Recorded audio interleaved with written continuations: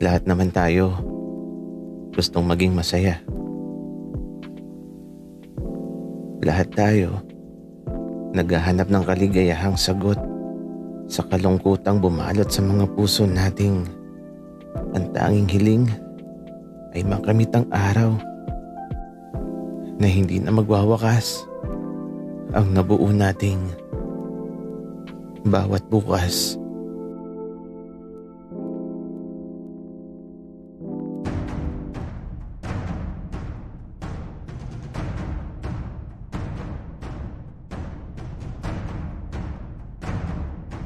Kaibigan, huwag mong kalimutan mag-subscribe sa aming channel at huwag din kalimutan i-click ang notification bell at subscribe button. Subscribe na!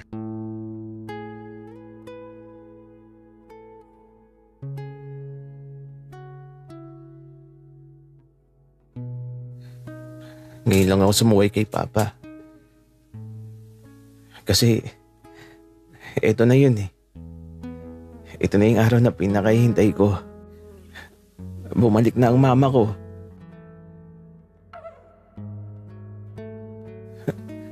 Mama, nagbalik ka na. Pasok ka, Mama. Huwag kang mahiya. Alam mo ba, kumakain na kami ng hapunan. Saktong dating mo, Mama. Kanina ka pa naming hinihintay ni Bunso. Mga salitang sinabi ko nang makita ko si Mama. Hindi ko napigilan na yakapin siya dahil sa matagal na panahong nawala siya sa buhay namin ni Papa.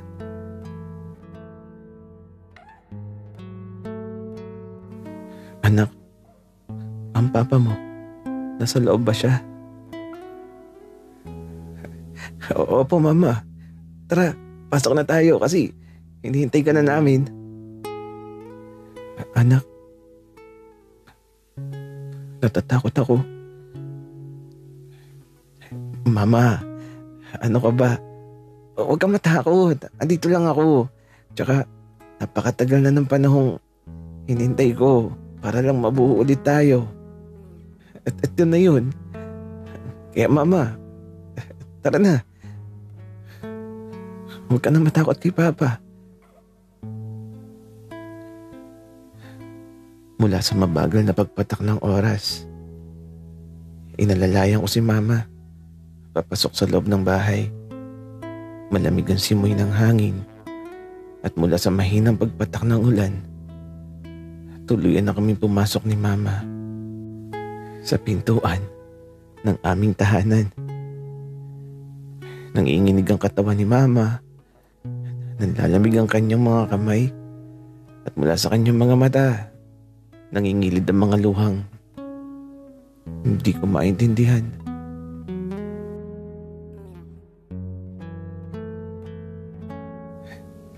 Mama, andito na tayo. Wika ko kay Mama habang si Papa nakatingin sa isang dako kung saan tila ba wala siyang nakikita.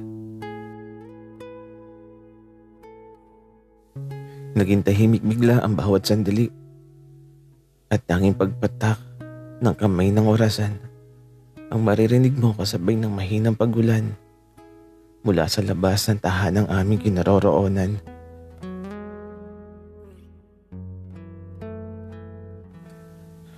Papa, andito na si Mama. Salitang sinambit ko para malaman ni Papa na kasama ko na si Mama kahit labag sa kalooban niya. Subalit di nagsasalita si Papa. Nakatulala lang siya. Hindi ko labos maunawaan ang nilalaman ng isipan ni Papa. Pero nararamdaman ko ang tila ba galit sa kanyang mga kamao.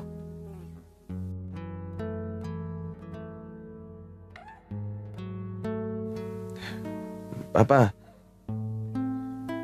si Mama, nakauwi na siya.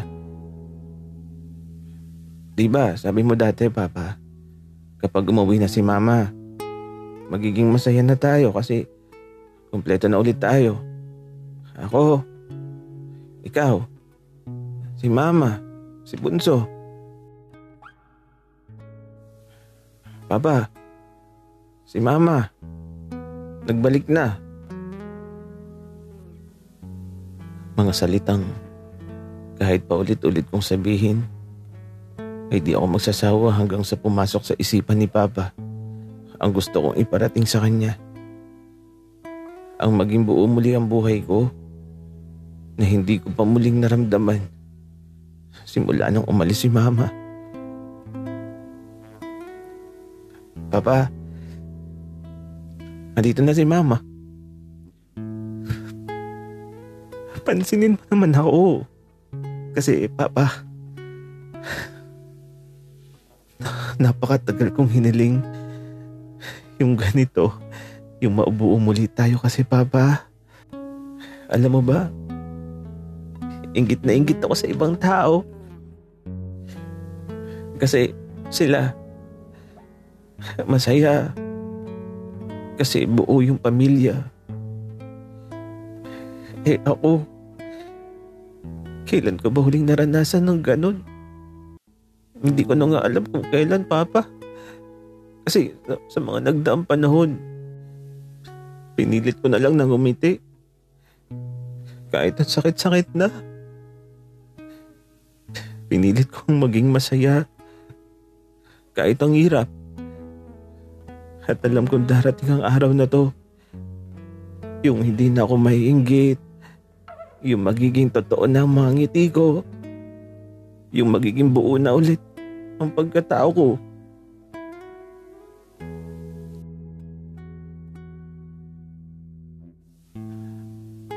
Anak, Elias, aalis na ako.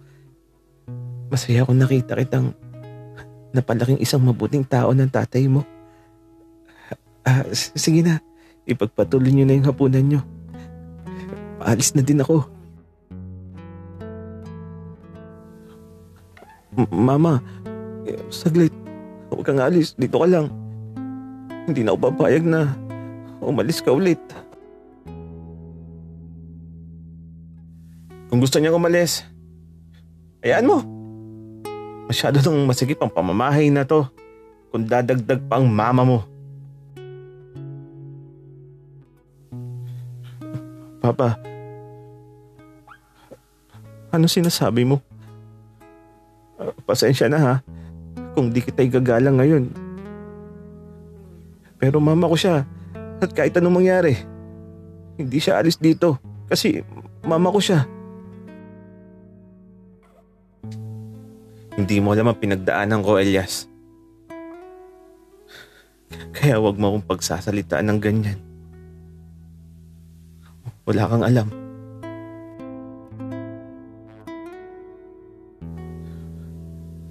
Papa, alam ko. At kahit di mo sabihin, alam ko, Papa.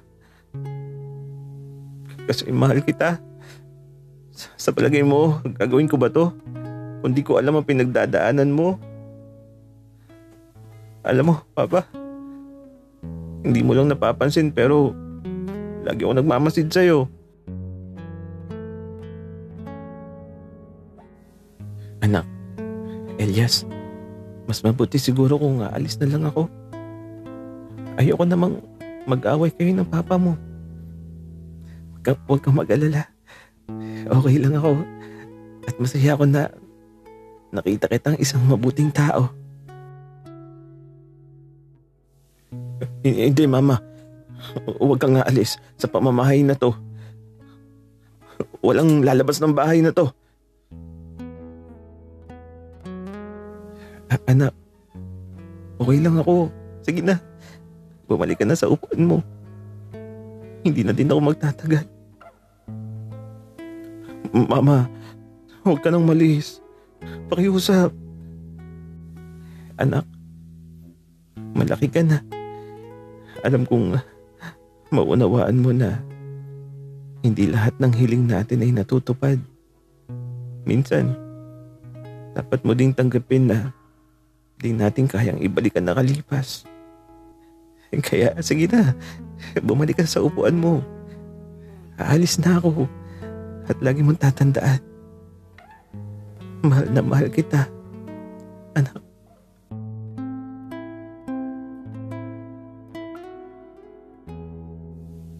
Matapos sabihin yun ni Mama, hinaplos niya ang pisngi ko at pilit na inabot ang noo ko upang mag-iwan ng isang halik. Isang halik na punong-puno ng pagmamahal mula sa isang ina na kay tagal kong hinintay. At nang magsimula ng maglakad si Mama papalabas ng bahay, parang nadudurog ang puso ko. Sa katulad na sandaling nakita ko rin sa nakaraan ko. Hindi ko na ulit hahayaang mawala pa si Mama. Kung ayaw ni Papa, sasama na lang ako kay Mama. Aalis na lang din ako. Hahakbang na sana ako patungo kay Mama. Subalit biglang dumaan sa gilid ko si Papa at mabilis niyang hinawakan ng kamay ni Mama.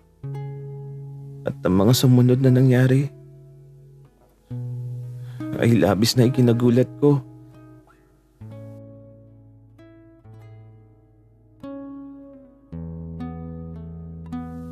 Ganun na lang ba ulit?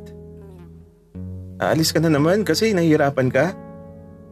Aalis ka na naman kasi napapagod ka?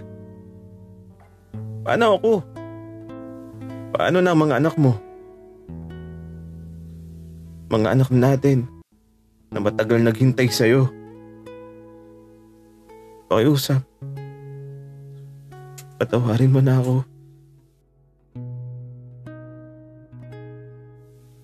Nagulat ako sa biglang sinabi ni Papa. Akala ko galit siya, pero mas pinili niyang magpatawad at magpakumbaba. At mula sa tadhanang muling pinagtagpo sa kasalukuyan, namutawi ang mga ngiti sa dalawang pusong tunay na nagmamahalan. Wala na akong mahihiling pa. Masaya na ako kasi ito lang naman talaga yung gusto ko. Ang mabuo muli ang pamilya ko. Mula sa gabing taimtim, tila ba gabing unti-unting nagdilim ang paningin ko. At mula sa tinig na binabanggit ang pangalan ko, hindi ko na maunawaan ang nangyayari sa paligid ko. Kuya Elias, ano nangyari sa'yo? Gising, Kuya. Mama, Papa, si Kuya, nawalan ng malay.